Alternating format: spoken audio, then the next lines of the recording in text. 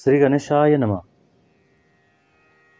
उद्या दिनांक 8 एप्रिल 2024 सोमवारी सोमवती अमावस्या आहे. त्यानंतर या आपल्या भारतीय पंचांगानुसार या वर्षाचा शेवटचा दिवस, त्यानंतर चैत्र शुक्ल प्रतिपदा गुढीपाडवा म्हणजे नववर्षाची सुरुवात. या संदर्भात मी आपल्याशी काही चर्चा करणार आहे. रविवारची सप्तमी, सोमवारची अमावस्या, मंगळवारची चतुर्थी आणि बुधवारची अष्टमी शास्त्रामध्ये या तिथींना खूप मोठं महत्त्व आहे, कारण हे खूप मोठे पर्वकाळ आहेत. तर उद्याची ही अमावस्या ही सोमवारी आलेली आहे, जिला आपण सोमवती अमावस्या म्हणतो. ही या वर्षातली शेवटची अमावस्या आहे आणि उद्या येणारी अमावस्या ही पितृदेवतेसाठी आहे. तशी तर प्रत्येक अमावस्या ही पितृदेवतेला समर्पित केलेली तिथी आहे. पण आपल्या आयुष्यामध्ये गेल्या गत वर्षामध्ये आपण जे दुःख, दारिद्र्य, क्लेश, आपल्या आयुष्यात ज्या ज्या काही अडचणी आला त्या अडचणींचा हा शेवटचा दिवस आहे, ज्याला आपण आठवणींच्या गाठोड्यामध्ये बंद करणार आहोत. तर जसं भूलोक आहे, पृथ्वीलोक आहे, स्वर्गलोक आहे, देवलोक आहे, तसाच एक पितृलोकही आहे, ज्या ठिकाणी आपल्या पितरांना स्थान दिलेलं आहे. या पितरांच्या शांतीसाठी अमावस्या ही तिथी त्यांना समर्पित केलेली आहे. आपल्या आयुष्यामध्ये ज्या ज्या काही अडचणी येत आहेत त्या अडचणींच्या पाठीमागं बऱ्याच प्रमाणामध्ये पितृदोष हा असतो, ज्याच्यामुळे आपल्या आयुष्यामध्ये खूप मोठ्या अडचणी तयार होतात, ज्याचं कुठेही निदान होत नाही आणि आपण नाना प्रकारे वेगवेगळ्या लोकांकडे आपल्या अडचणींचं सोल्युशन हुडकण्यासाठी, मार्गदर्शनासाठी आपण फिरत राहतो. ॲक्च्युली आपल्या आयुष्यातील या छोट्या छोट्या अडचणी ज्या आपल्यासाठी पर्वता एवढ्या आहेत, त्या अडचणींना दूर करण्यासाठी सर्वात मोठा आणि सर्वात सोपा मार्ग कोणता असेल तर ती पितृसेवा आहे. तर त्या संदर्भात मी आपल्याशी बोलतोय. उद्याची जी सोमवती अमावस्या आहे, या अमावस्येला आपल्या पितरांच्या प्रसन्नतेसाठी आपल्या ऐपतीप्रमाणे जप, तप, पितृश्राद्ध, पितरांसाठी अन्नदान, पितरांसाठी तर्पण, जे जे आपल्याला शक्य असेल, गायींना चारा दान करणं, जे जे आपल्याला शक्य असेल त्या पद्धतीनं आपण आपल्या पितरांसाठी हातात पाणी घेऊन संकल्प घ्या. दक्षिण दिशेला हात वरती करून पितरांना नमस्कार करा व त्यांच्या प्रत्यर्थ, त्यांच्या समाधानासाठी, त्यांना गती मिळण्यासाठी, त्यांच्या शांतीसाठी आपल्याला जे जे शक्य आहे आपल्या ऐपतीप्रमाणे आपण ही कर्म करू शकता. या व्यतिरिक्त जर एखाद्या व्यक्तीला सेवा करण्या इतपत किंवा त्याची आपली ऐपत नसेल तर त्या व्यक्तीलाही शास्त्राने मार्ग खुला ठेवलेला आहे. आपण हातात पाणी घेऊन दक्षिणेकडे तोंड करावं, आपल्या पितरांच्या शांतीसाठी, प्रसन्नतेसाठी हातात संकल्प घेऊन आपण पाणी सोडावं. त्यांच्यासाठी 1 चमचाभर बिगर मिठाचा आळणी भात शिजवा, त्याच्यावरती दही घाला, साखर घाला आणि काळे तीळ अर्पण करा आणि दक्षिण दिशेला आपल्या घराच्या दक्षिण नैऋत्य कोपऱ्यामध्ये आपल्या पितरांसाठी, प्रसन्नतेसाठी दुपारी 12 वाजता हा नैवेद्य पितरांसाठी समर्पण करा. पितरांप्रत्यर्थ हा नैवेद्य ठेवून द्या. त्या शेजारी पाणी पिण्यासाठी छोटीशी पाण्याची सोय करून द्या. एवढं जरी केलं तरी बस झालं. हेही जो व्यक्ती करू शकत नाही त्यासाठी पिंपळ सेवा आहे. पिंपळाच्या बुडामध्ये थोडेसे काळे तीळ अर्पण करा. काळ्या तिळांवरती एक दिवा लावा पितरांप्रत्यर्थ दक्षिण दिशेला तोंड करून.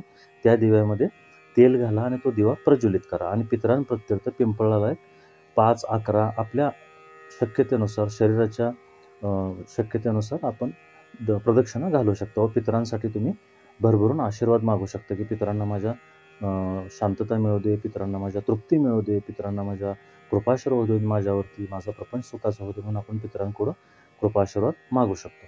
अशा पद्धतीनं आपण उद्या दिवसभरात पितृशांती करू शकतो. आपल्या पितरांना या वर्षातला शेवटचा दिवस आहे आणि तीही अमावस्या आहे जी पितरांना समर्पित केलेली तिथी आहे. आपण पितरांप्रत्यर्थ हे कर्म करू शकतो. त्यानंतर उद्या सायंकाळी दिवे लागण्याच्या वेळेला आपल्या घरातील दुःख, दारिद्र्य या सर्वांना हाकलून देण्यासाठी आपण एक छोटासा उपाय करायचा आहे, ज्यामध्ये एक दिवा घ्यायचा आहे. तो दिवा कोणताही चालेल, मातीचा चालेल, कणकेचा चालेल, वगैरे एखाद्या धातूचा चालेल. या दिव्यामध्ये 4 वाती घालायच्या आहेत. 4ही वाती लावायच्या आहेत आणि या दिव्यामध्ये 1 चिमटभर हळद, 1 लवंग आणि 1 पिवळी कवडी टाकायची. आता प्रत्येकाकडे पिवळी कवडी उपलब्ध असेलच असं नाही किंवा ती वेळेत मिळेलच असं नाही आहे. तर तुम्ही पिवळी हळद, 1 लवंग इतकंही टाकलं तरी बस होतं. आपल्या घराच्या ईशान्य कोपऱ्यामध्ये आपण हा दिवा लावायचा, पण दिवा कधीही जमिनीवरती ठेवायचा नसतो. तर दिवा लावण्याआधी खाली एखादं आंब्याचं पान ठेवा, एखादं फूल ठेवा, अक्षत ठेवा आणि मग त्यावरती हा दिवा ठेवा. 4 मुखी दिवा लावा, त्यामध्ये हळद घाला, लवंग घाला आणि शांत बसून दिव्याला प्रार्थना करा की माझ्या घरातील दुःख, दारिद्र्य, क्लेश, पीडा ज्या काही बाधा असतील त्या सर्व तुमच्यासोबत तुम्ही घेऊन जा व माझ्या घरात लक्ष्मीच्या पावलानं लक्ष्मीचं आगमन होऊ द्या व सुख समृद्धी आणि ऐश्वर्य मला मिळू द्या असं म्हणून प्रार्थना करून हा दिवा लावून द्या. त्यानंतर कुठलेही नियम नाही आहे, दिवा कुठं विसर्जित करू, काय करू, काही नाही. दिवा लावून द्यायचा. दिवा विझल्यानंतर तुम्ही मातीचा असेल, कणकीचा असेल तर विसर्जित करू शकता. धातूचा असेल तर तो परतही वापरू शकता, काही अडचण नाही. अशा पद्धतीनं आपण या वर्षातील शेवटचा दिवस आपण आपल्या कल्याणासाठी वापरतो. त्यानंतर सुरुवात होती की आपल्या आयुष्यामधील नवीन वर्षाची सुरुवात. आता तत्पूर्वी मी एक गोष्ट सांगू शकतो की पिंपळाची सेवा केल्यानंतर आपले पितृ शांत होतात, आपले शनिदेव कुंडलीतले शांत होतात आणि शनिदेव एकमेव असे दैवत आहे की जे पैसा खेचून आणतात. त्यामुळं ही सेवा तुमची कधीच वाया जाणार नाही. यानंतर जो पुढचा विषय आहे तो गुढीपाडव्याचा. तर गुढीपाडवा म्हणजे काय, तर या पाडव्याबद्दल आपल्या शास्त्रामध्ये भरपूर काही गोष्टी लिहिलेल्या आहेत. भरपूर प्रकार आहेत की का गुढीपाडवा साजरा केला जातो. या संदर्भात आता मी विस्तारानं आपल्याशी चर्चा करणार आहे. गुढीपाडवा हा एक भारतीय सण असून तो हिंदू दिनदर्शिके म्हणजे पंचांगाप्रमाणे चैत्र शुक्ल प्रतिपदा या दिवशी साजरा केला जातो. हे आपल्या सर्वांना माहितीच आहे. शालिवाहन संवत्सराचा हा पहिला दिवस आहे. वेदांग ज्योतिष या ग्रंथामध्ये सांगितल्याप्रमाणे 3.5 मुहूर्तापैकी हा एक मुहूर्त आहे. या दिवशी नवीन वस्तू खरेदी, नवीन व्यवसायाचा शुभारंभ करणं, सोने खरेदी करणं किंवा कोणत्याही नवीन उपक्रमांचा शुभारंभ करणं हे अतिशय उत्तम मानलं जातं. आपल्या दारात उभी केलेली गुढी ही विजय आणि समृद्धीचं प्रतीक आहे.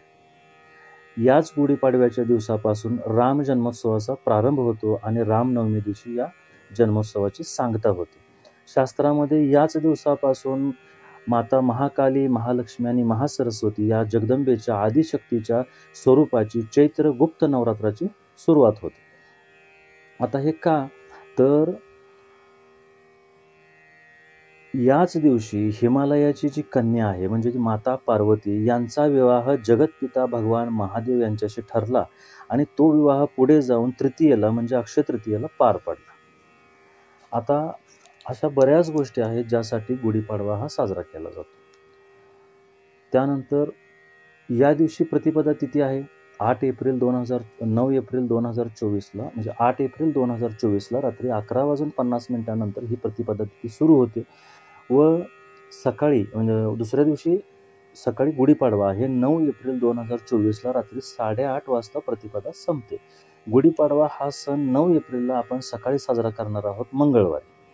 तर या दिवशी लवकर उठून स्नान करा. स्नान करून सूर्योदयानंतर गुढी उभा राहा. उंच बांबूच्या काठीला तेल लावून मालिश करा. त्यानंतर पाण्यानं ती काठी धुवा. त्यानंतर या काठीला कडुलिंबाची ढाळी बांधा. काठीच्या वरच्या टोकाला रेशमी वस्त्र अथवा सुती साडी गुंडाळली तरीही चालेल, पण ती शक्यतो रेशमी सुती असावी.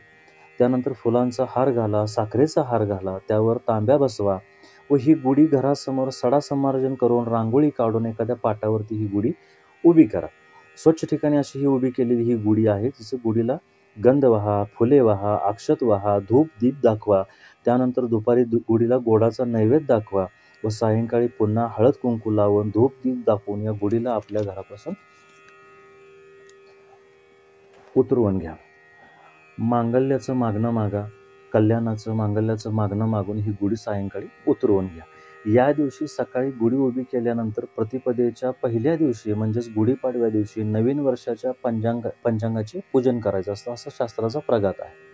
आता हे का, तर या वर्षाच्या संवत्सराचे फळ श्रवण करायचं असतं. त्यानंतर आपणास पंचांग वाचता येत नसेल तर आपण दुसऱ्या एखाद्या जाणकार व्यक्तीकडून ते पंचांग वाचून घ्यावं आणि संवत्सराचं फल श्रवण करावं. आता हे संवत्सर म्हणजे काय, तर ज्या दिवशी गुढीपाडवा आहे त्या वाराचा जो स्वामी आहे, उदाहरणार्थ उद्या मंगळवारी गुढीपाडवा आहे तर मंगळवारचा स्वामी आहे मंगळ. तर मंगळ ग्रहाला पूर्ण वर्षाचं आधिपत्य दिलं जातं. म्हणजे या वर्षी येणाऱ्या सर्व वर्षभरात ज्या गोष्टी घडतील त्याच्यावरती मंगळ ग्रहाचं आधिपत्य असेल.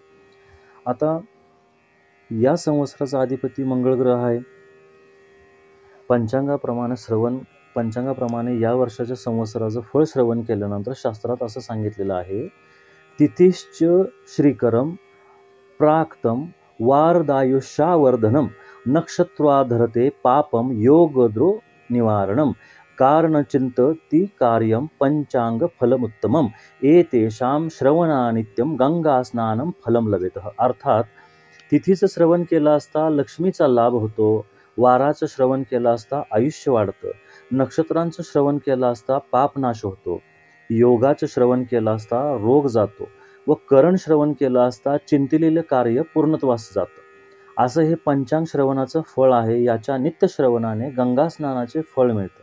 हा श्लोक आहे. का आपण पंचांग वाचायचं, का आपण या संवत्सराचं फळ श्रवण करायचं, त्यासाठी.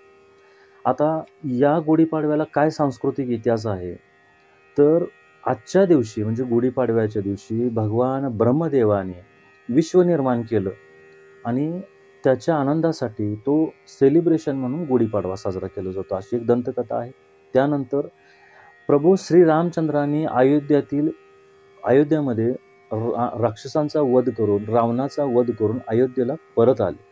त्यांच्या आगमनासाठी जल्लोष स्वागत म्हणून 14 वर्ष वनवास भोगून परत आल्यानंतर रामांच्या स्वागतासाठी रामांच्या राज्यातील जनतेनं गुढ्या उभारून त्यांचं स्वागत केलं, अशी एक कथा ऐकायला मिळते. त्यानंतर शालिवाहन नावाच्या मुलाने शकांचा पराभव करण्यासाठी 6000 मातीचे सैनिकांचे पुतळे तयार केले आणि त्यामध्ये प्राण फुंकून त्यांच्या साह्यानं याच दिवशी शकांचा पराभव केला आणि या आख्यायिकेला अशी एक आख्यायिका प्रचलित आहे. या शालिवाहन राजाच्या नावाने नवीन कालगणना शालिवाहन शके या नावानं याच दिवशी सुरू झाली. म्हणजे अर्थात आपलं हे शालिवाहन शकेचं पंचांग या दिवसापासून सुरू झालं. आणखी एक कथा आहे. याच दिवशी हिमालय कन्या माता पार्वती यांचे जगतपिता महादेव यांच्याशी लग्न जुळलं व पाडव्यापासून या लग्नाची तयारी सुरू झाली व पुढे अक्षय तृतीयेच्या मुहूर्तावरती भगवान महादेव व माता पार्वती यांचं लग्न झालं, म्हणून ही आजच्या दिवशी गुढी उभी केली जाते. पाडव्या दिवशी पार्वती मातेची शक्ती रूपाची पूजा केली जाते. याला चैत्र नवरात्र सुद्धा म्हणतात.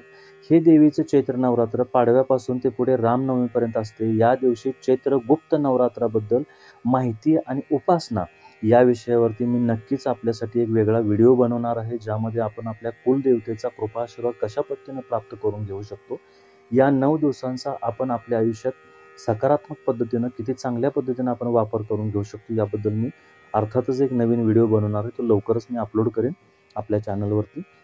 याशिवाय ज्यांना देवी किंवा कुलदेवतेची उपासना करायची आहे त्यांनी आवर्जून तो व्हिडिओ नक्की बघावा, ही माझी त्यांना विनंती राहील.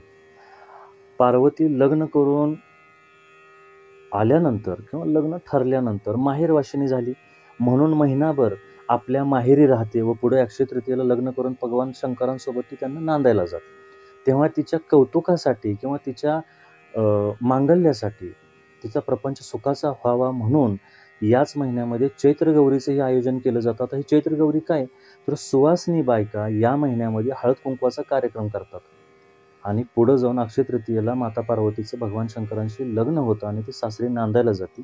आजच्या दिवशी लग्न ठरलं म्हणताना तो आनंद सेलिब्रेट करण्यासाठी सुद्धा गुढ्या उभारल्या जातात. त्यानंतर रामाने 14 वर्षे वनवास भोगून रावणाचा पराभव करून जेव्हा राम आपल्या राज्यात परत आले, तेव्हा लोकांनी गुढ्या उभारून त्यांचं स्वागत केलं, हे मी पूर्वीच सांगितलं होतं. आणि याशिवाय भगवान विष्णूंनी मत्स्यरूप धारण करून शंकासुराचा वध केला, तोही आजचाच दिवस. या दिवशी शंकासुराने भगवान विष्णूंच्या हातून मरण यावं व अमरत्व प्राप्त व्हावं या हेतूनं वेद पळवून नेले समुद्रामध्ये आणि हे वेद हुडकण्यासाठी भगवान विष्णूंनी मत्स्यरूपाचा अवतार घेतला व शंकासुराला शोधून काढलं. आणि शंकासुराचा वध करत असताना शंकासुराने भगवान विष्णूंच्या पायावरती शरणागती घेऊन त्यांच्याकडे माफी मागितली व सांगितलं की आपल्या हातूनच मला मरण यावं व अमरत्व प्राप्त व्हावं म्हणून हे मी वेद चोरले होते. आपण माझा वध करावा व माझ्या शिराचं आपण आपल्या डाव्या हातामध्ये धारण करावं व त्यानं आपल्याला अभिषेक केल्याशिवाय आपल्याला अभिषेक आपला पूर्ण होईल असं मला वचन द्या म्हणून सांगितलं. तेव्हापासून शंकासूर रूपी शंख भगवान विष्णूंच्या हातामध्ये आहे आणि विष्णूंच्या अभिषेकामध्ये किंवा पूजेमध्ये शंखानं त्यांना अभिषेक दिल्याशिवाय भगवान विष्णूंची पूजा पूर्ण होत नाही. रामानं आजच्या दिवशीच वालीचा वध केला व प्रजेला त्याच्या त्रासातून मुक्त केलं. आसुरी शक्तींचा नाश करून दैवी शक्तीचा विजय झाला. तोच हा दिवस म्हणून ही गुढीपाडवा साजरा केला जातो. अशा पद्धतीने मी आपल्याशी आज गुढीपाडव्याबद्दल सविस्तर चर्चा केली. आता ह्या गुढीपाडव्याचं आपल्या आरोग्याच्या दृष्टीने काय महत्त्व आहे, तर या दिवशी प्रातकाली गुढी उभी केल्यानंतर आपण यथाविधी गुढी उभा केली, त्यानंतर हळद कुंकू लावलं, फूल अक्षता वाहिल्या, गुढीजवळ आपल्या विजयाचं, आपण मांगल्याचं, यश, सुख, संपत्ती, धन, ऐश्वर्याचं आपण मागणं घातलं. गुढीला आपण नमस्कार केला. दुपारी गोडाचा नैवेद्य दाखवला, पुरणपोळीचा नैवेद्य दाखवला व सायंकाळी गुढी उतरून घेतली. हा झाला विधी. पण याच दिवशी आणखी एक गोष्ट केली जाते. ओवा, मीठ, हिंग, मिरी आणि साखर हे सर्व मिश्रण कडुलिंबाच्या पाल्यामध्ये कुटून ह्याचं एक मिश्रण बनवलं जातं व हे मिश्रण घरातील प्रत्येक व्यक्तीनं या दिवशी खायचं असतं. तर याचं शास्त्रीय किंवा आरोग्यदृष्ट्या काय महत्त्व आहे, तर कडुनिंब हा पचनक्रिया सुधारतो, पित्त प्रकोप कमी करतो, त्वचारोग बरे करतो, शरीराला थंडावा देणाऱ्या व अनेक आजारांवर रामबाण असणाऱ्या या कडुलिंबाची पाने आंघोळीच्या पाण्यात घालून आंघोळ केली असता बरेचसे शारीरिक आजारसुद्धा बरे होतात, असं या कडुलिंबाचं महत्त्व आहे. याशिवाय या कडुलिंबाची उत्पत्ती ही समुद्र मंथनातून झालेली आहे. जरी कडुलिंब हा चवीला कडवट लागत असेल तरीही शास्त्रामध्ये कडुलिंबाला ही अमृत म्हणून तुलना केलेली आहे. अमृताची बरोबरी हे कडुलिंबाबरोबर केलेली आहे. अर्थात कडुलिंब ही वनस्पती असंख्य अशा आजारांवरती काम करते, हे लक्षात घ्यायला अडचण नाही. याशिवाय आरोग्याच्या दृष्टीने ही खूपच हितकारक आहे. त्यानंतर आता आपण ही गुढी उभा केली, अर्थात आपण गुढीसाठी हे सर्व करत असताना काही मंत्रही म्हणायचे. तर ते मंत्र काय आहेत? ओम ब्रह्मध्वज नमस्ते अस्तु सर्व अग्रही फलप्रदे. ओम ब्रह्मध्वज नमस्ते अस्तु सर्व अभिष्ट फलप्रदे प्राप्ते अस्मिन संवत्सरे नित्यम मदग्रहे मंगलम कुरु. अर्थात हे ध्वज म्हणजे गुढी, मी तुला नमस्कार करतो. सर्व मी जे जे चिंतिलं आहे ते सर्व मला प्राप्त होऊ दे. सर्व मी जे जे चिंतिलं आहे ते सर्व मला मिळू दे व या संवत्सरामध्ये नित्य माझ्या ग्रहामध्ये तू मंगल गोष्टी घडवून आण व अशा प्रकारे एक वर्षभर माझ्या आयुष्यात सुख, शांती, समृद्धी, ऐश्वर्य आणि आरोग्य नांदू दे व माझ्यावर सर्व माझ्या कुलदेवता, कुलदेवी व पितरांची माझ्यावर सदैव, माझ्या घरावरती सदैव कृपाशीर्वाद असू दे, असं म्हणून हा मंत्र म्हणायचा आहे. त्यानंतर गुढीला ओम ब्रह्मध्वजाय नमः, ओम ब्रह्मध्वजाय नमः या मंत्राने नमस्कार करायचा आहे. अशा पद्धतीनं आपण हा गुढीपाडवा साजरा करणार आहोत. याशिवाय आजच्याच दिवशी गुढीपाडव्यापासून चैत्र नवरात्र माता महाकाली, महालक्ष्मी आणि महासरस्वती या जगदंबेला, आपल्या कुलदेवतेला, आपल्या कुलदेवीसाठी हे नवरात्र चालू होतं. एखाद्या साधकासाठी तर हा महापर्व काळ आहे, पण एखाद्या प्रापंचिक माणसालाही आपली कुलदेवता, कुलदेवी यांचा कृपाशीर्वाद मिळवण्यासाठी हा एक मोठा पर्व काळ आहे. अर्थातच खूपच लवकर मी या संदर्भातही एक नवीन व्हिडिओ अपलोड करणार आहे. आपण सर्वांनी तो आवर्जून बघावा व शास्त्राप्रमाणे गुढीपाडवा व सोमवती अमावस्या यांचं काय महत्त्व आहे व तो विधी आपण आपल्या घरी कशा पद्धतीनं अगदी छोट्यात छोटा आणि एकदम सविस्तर आणि व्यवस्थितपणे कसा करू शकतो याबद्दल मी आपल्या सर्वांशी माहिती शेअर केली. आपल्याला ही माहिती आवडली असेल असं मी गृहीत धरतो व परत एकदा आपला नमस्कार मानतो. या माहितीमध्ये जरी माझ्या हातून काही चुका घडल्या असतील तर त्या सर्व चुका त्या जगदंबेच्या चरणी मी समर्पित करतो. हरि ओम तत्सत. जगदंबा अर्पितमस्तु.